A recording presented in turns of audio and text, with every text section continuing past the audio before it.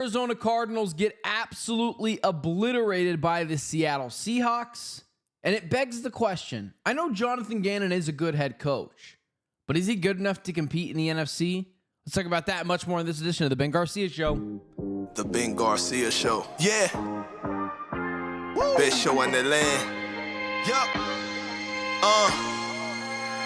Listen. Come and get your information from Ben Garcia. Get the latest on your quarterback, running backs, and receivers. Tune in, so any other show you don't need them. Any news that he giving out, please just believe him. Giving out the latest prediction and top-notch analysis. Wanna hear the truth, better have thick skin like callus. The latest move that your team just made can be damaging. The dudes ain't speaking no facts, they just be rambling. Lights, camera, action, turn on the show, go get the cameraman. Yeah. Lights, camera, action, turn on the show, go get the cameraman. The Ben Garcia Show. What is up? Welcome in to yet another edition of the Ben Garcia Show. Thank you so much for making today, myself, and the show a part of your day. However you may be listening, wherever you may be listening, thank you so much for continuously making this show a part of your day. Do me a favor, hit that like, share, subscribe button. Follow me on all social media platforms at Ben Garcia Show. The Arizona Cardinals get absolutely obliterated by the Seattle Seahawks. It was never close. And now there's a lot of questions to be asking to yourself. And so let's start here. First, guys, this is not my normally scheduled time. For those of you that don't know, the Ben Garcia Show time change has officially been put into effect. Monday, Wednesday, Friday, we are here at 8 a.m. No longer 7 a.m. This is an 8 a.m. show, and hopefully that goes well. So the Cardinals yesterday get absolutely obliterated by the Seattle Seahawks. They were jumped. That was a beating that the Cardinals were not ready to take. And I thought to myself that the Cardinals would always lose this game, and I think a lot of people thought that as well. Fans maybe were holding out for hope, were thinking that this team maybe had a chance that was never really there. Let's be honest with ourselves. Although I thought the game would be closer than we thought, the Seattle Seahawks might have the better everything. Outside of Trey McBride, I can't think of a position where off the top of my head I say to myself, well, I don't know if the Cardinals have the better player there. Not even Paris Johnson Jr. Charles Cross is really good. And the Seahawks did what the Seahawks do. They put an absolute shellacking on the Arizona Cardinals. It was never close. It was never close. And that is really disheartening. Because yesterday, when I do my post-game recaps on social media, you can follow me there everywhere at Ben Garcia Show. The first thing I said was the Arizona Cardinals lose in embarrassing and abysmal fashion. But the problem is, every time you say that, you think to yourself, man, is this the worst Arizona Cardinals loss that I've ever witnessed? But the problem is the Arizona Cardinals take that as a personal challenge every time to make the next loss even more embarrassing, even more abysmal. That is the kind of loss that you question everything. Social media was a raging hellscape yesterday. People trying to run with their agendas, trying to tell me how right they were, and it was just embarrassing. It was just embarrassing. Losses like yesterday make everyone lose their godforsaken mind. Even good teams. Even good teams. Let's say the Patriots lost by 20. No, there'd be Patriots fans losing their mind on social media. And so when you combined an embarrassing loss, an abysmal performance that more or less everyone goes through at least once over a 2-year span. For the Cardinals, it's about 7 over a 2-year span. It makes you lose your freaking marbles. And on social media yesterday, there was about only one of them I sided with. I was like, oh, that's interesting. But I think it needs a little bit of reworking. Yesterday, it was all about Kyler Murray.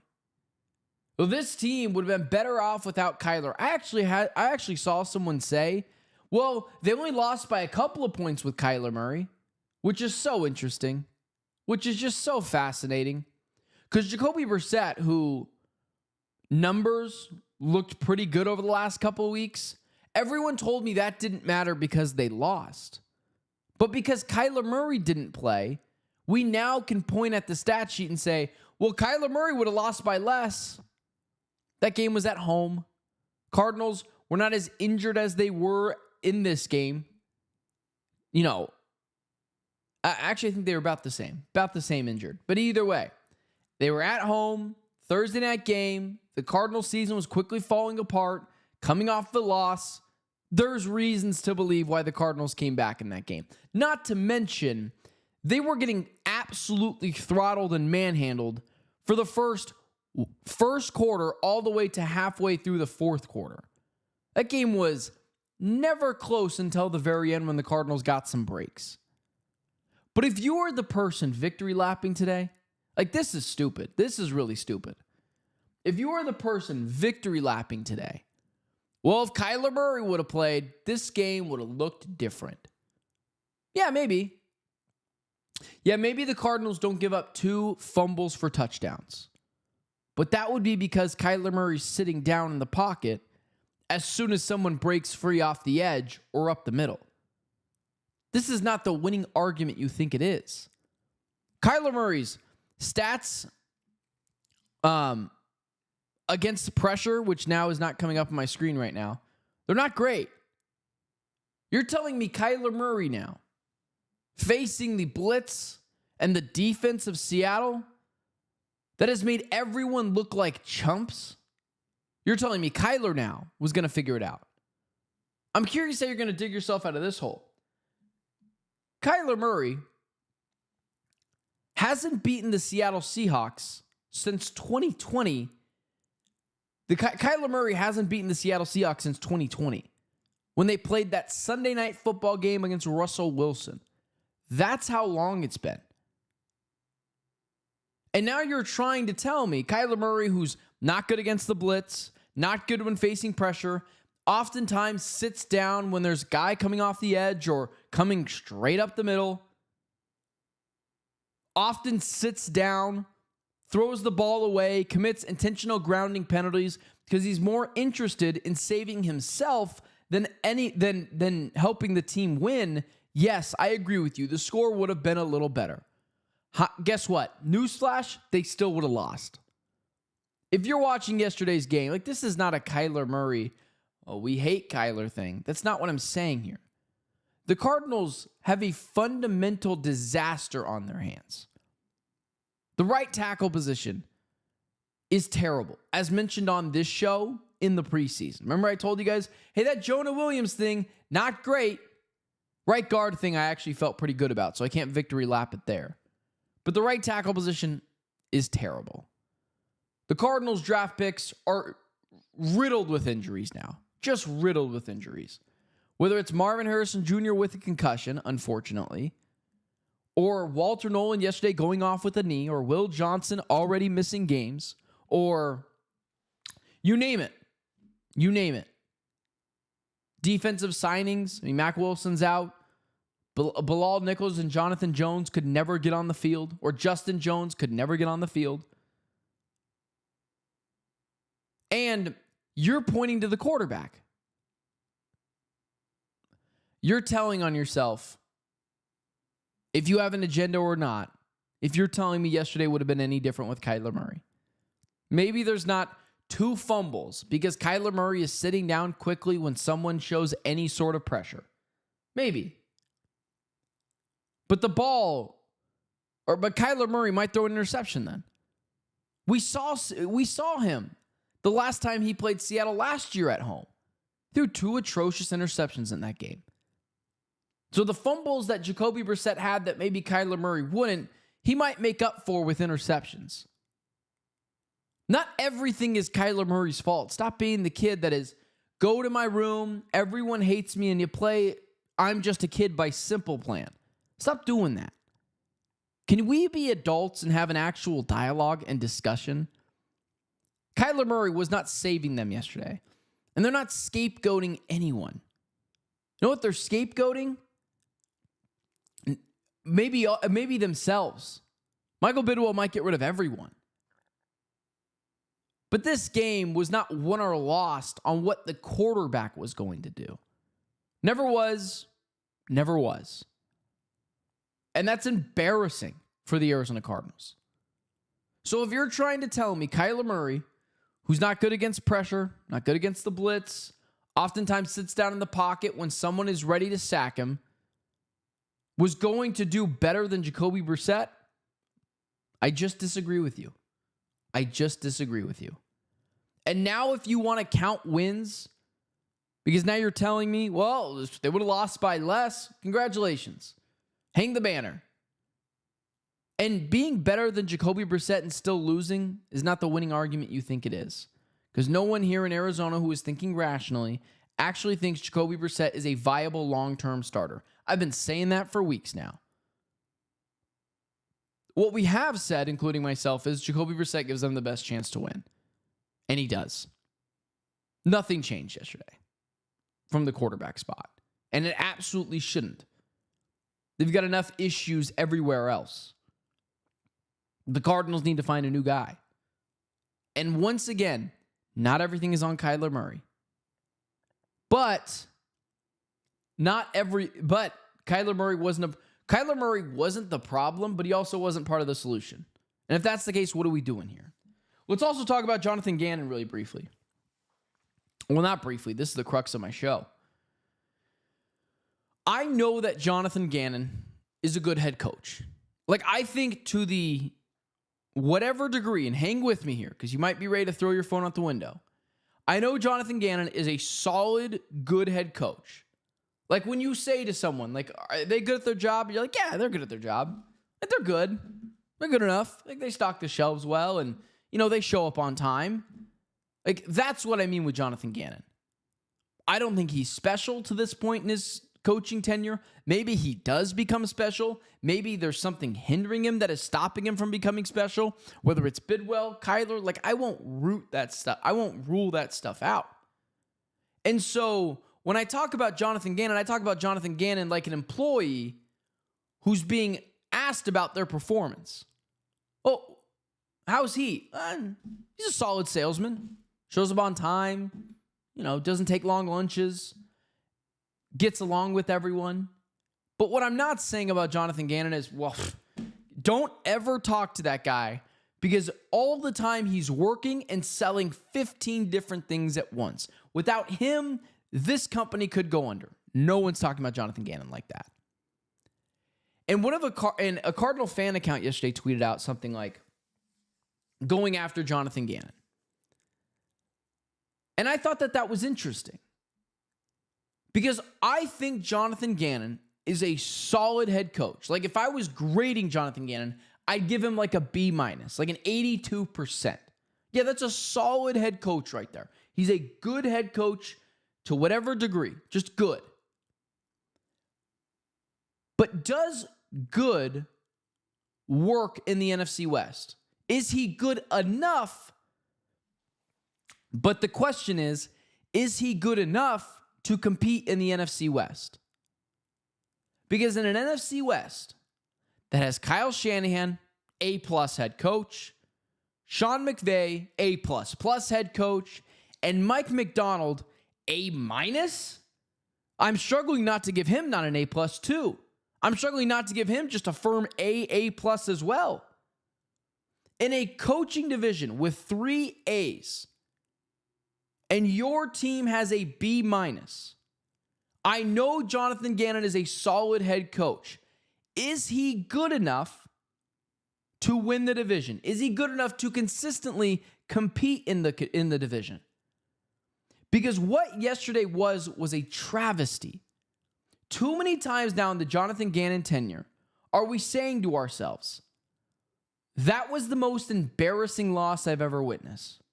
But the problem is, whenever you say that, the Cardinals take it as a personal challenge to make the next loss even more embarrassing, even more abysmal. So this is not me saying Jonathan Gannon is a terrible head coach. People who say that, I believe, are speaking in hyperbole. I believe are speaking out of emotion.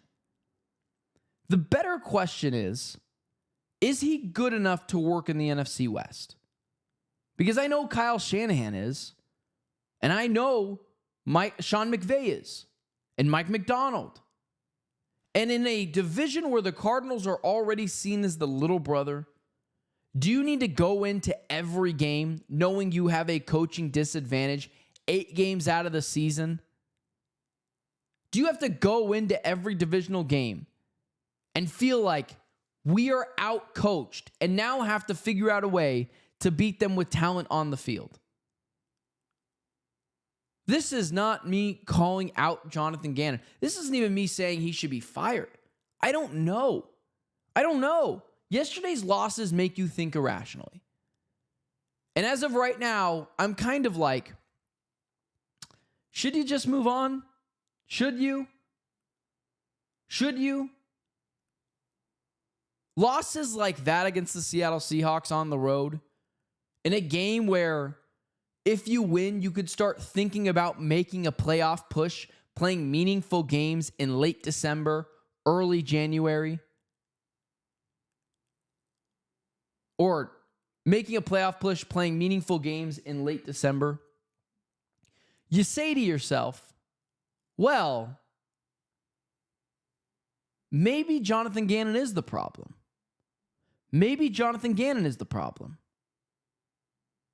We know Kyler Murray is a problem. And if you're still trying to live in the Kyler Murray fantasy land, you go for it, man. Knock yourself out. But what I think is more interesting is, do the Cardinals have the right head coach? Do they? How do you not get your team ready to play in that game?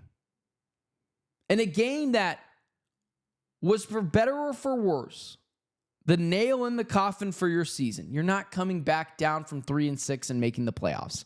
You probably weren't already, but now you're really not. And so you say to yourself, maybe you got to move on. How do you not get your team ready to play against Seattle?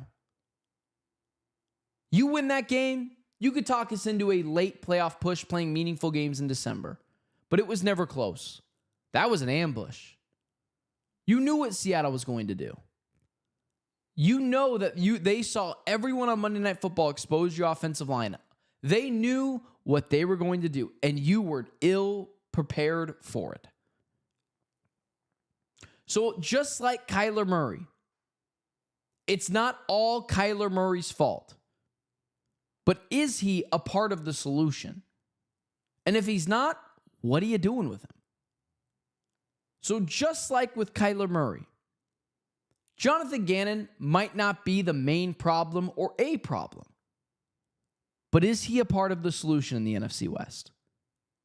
Because if he's not, what the hell are you still doing keeping him as your head coach? What are you doing? You're just going to go into every game knowing that you are at a coaching disadvantage by a full letter grade?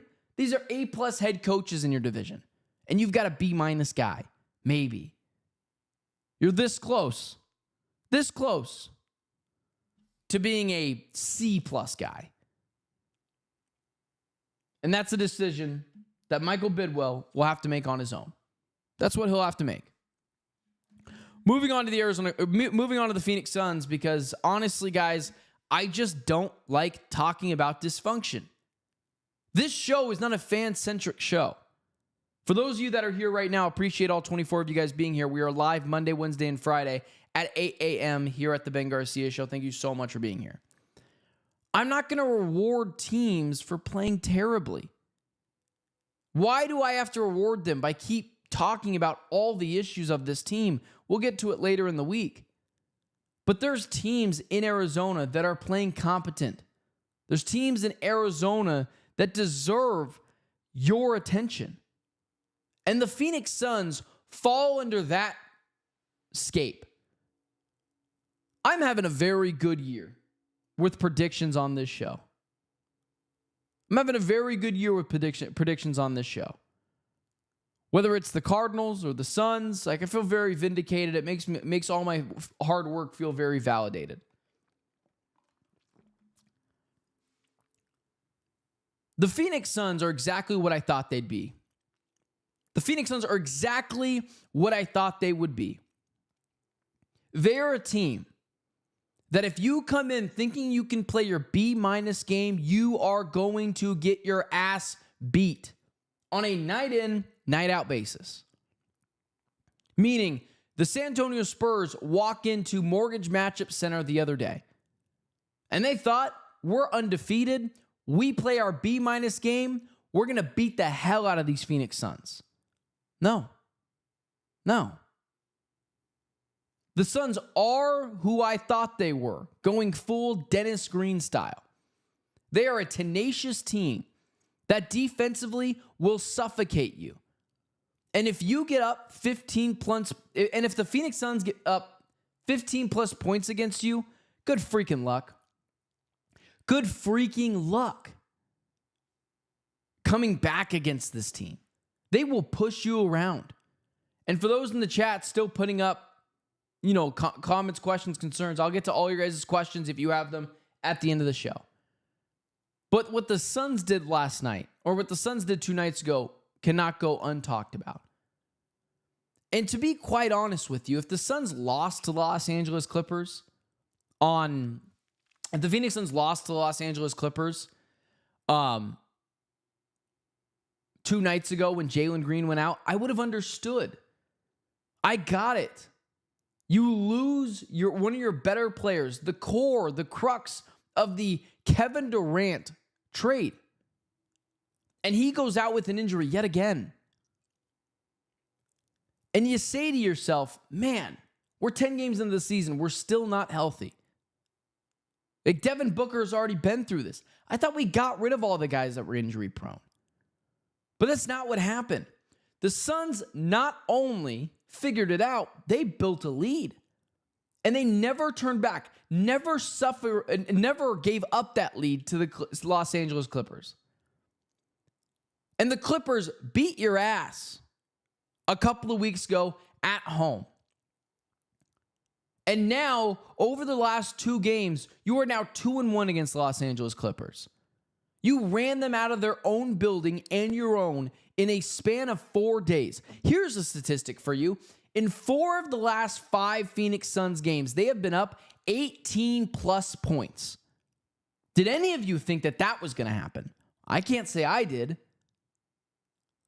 And Royce O'Neal and Grayson Allen have had people go after them for their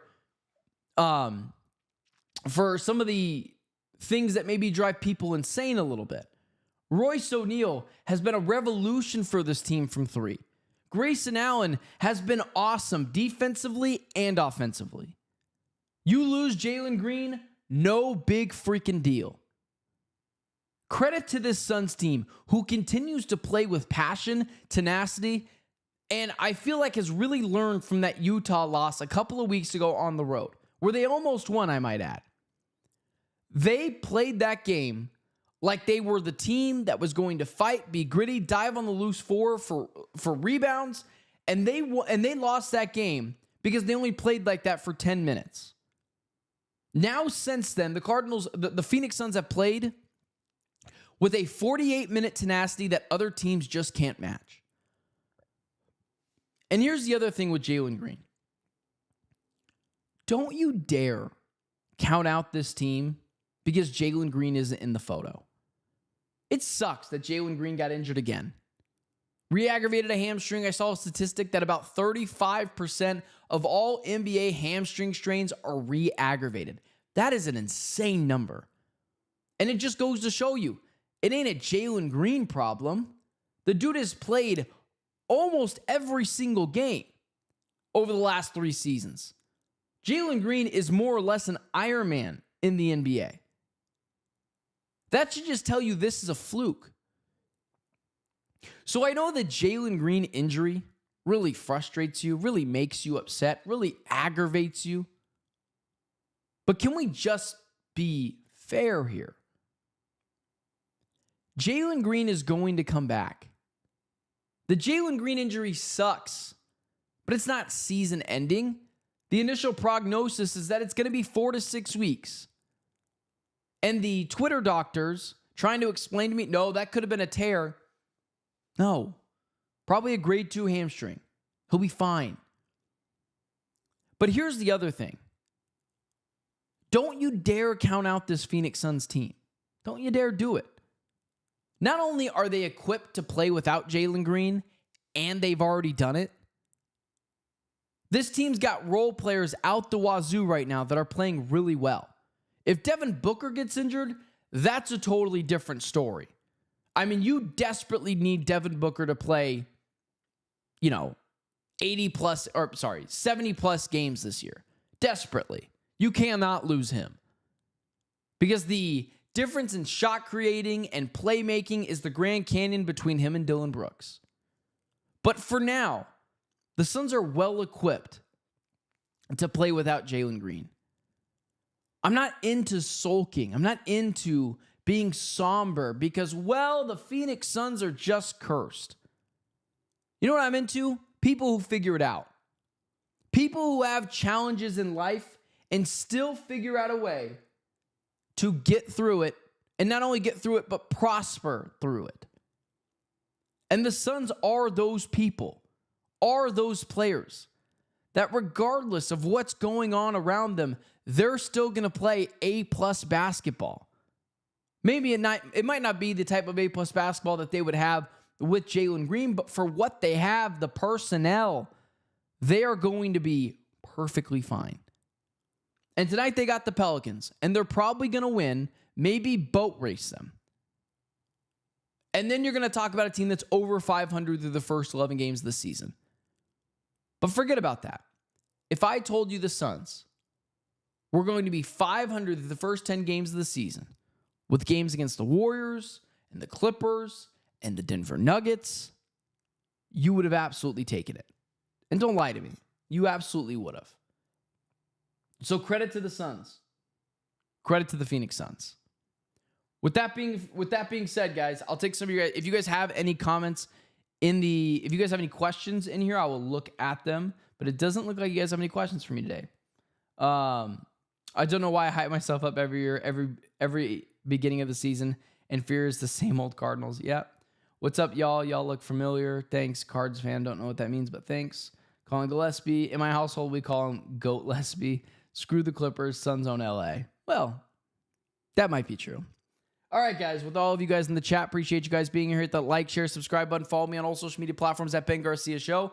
And I will talk to you guys on Wednesday at 8 a.m.